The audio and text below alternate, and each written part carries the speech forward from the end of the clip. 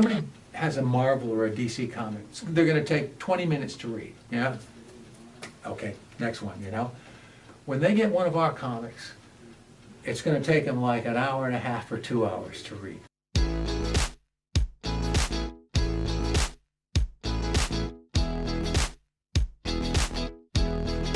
One day, we were sitting at a Brugler's Bagelry on Nottingham Plaza in Syracuse, and we just said,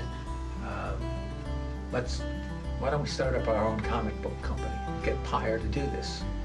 It was just a flash of a bulb in front of us both. And the comics industry is actually pretty small too. We felt as though we could build a comic book company that dealt with humor. There was a real opening for stuff that wasn't dark and gritty, and something that had a little bit more of a better outlook on things. It's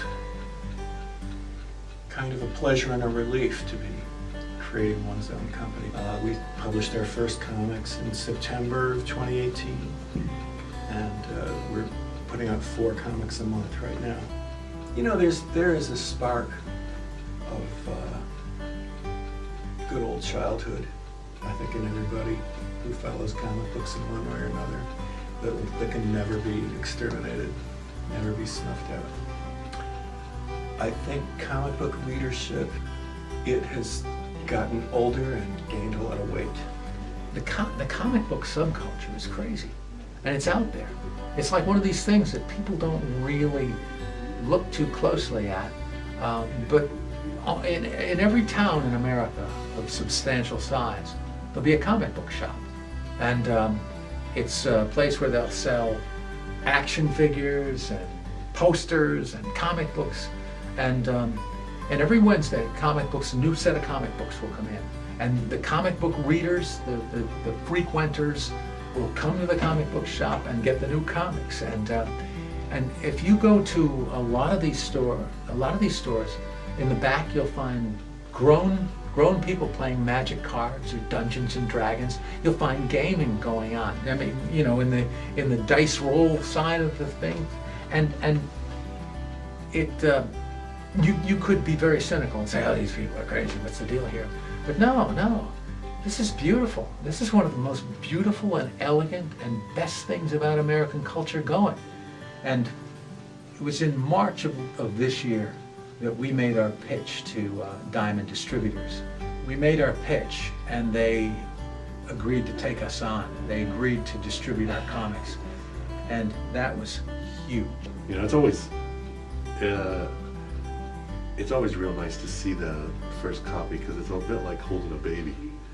You know, you're like, oh my, isn't it beautiful? There's so much hope involved. You look at it, go off and do good things, you know. So I also know that, you know, whenever you start a business, though, that there are expectations that you're going to lose some money. Right now, we're not balancing it out at all. We're losing money.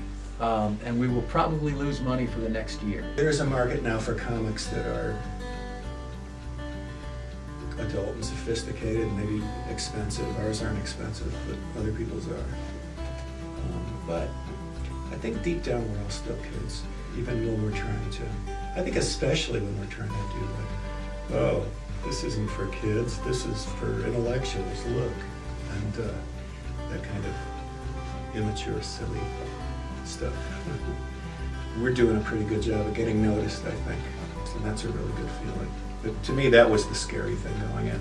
So we had been putting these books together and creating them and getting all this stuff, but we only started publishing like in September, and now all of a sudden it hit. So it got real fast. Okay, this is no longer a dress rehearsal. We're doing it. If we screw up, everyone sees it. And every one of our comic books is going to have a main feature and 2 or 3 short stories. When somebody has a Marvel or a DC comic, they're going to take 20 minutes to read, yeah? Okay, next one, you know? When they get one of our comics, it's going to take them like an hour and a half or 2 hours to read. If we're wrong, we'll be wrong doing really good comics.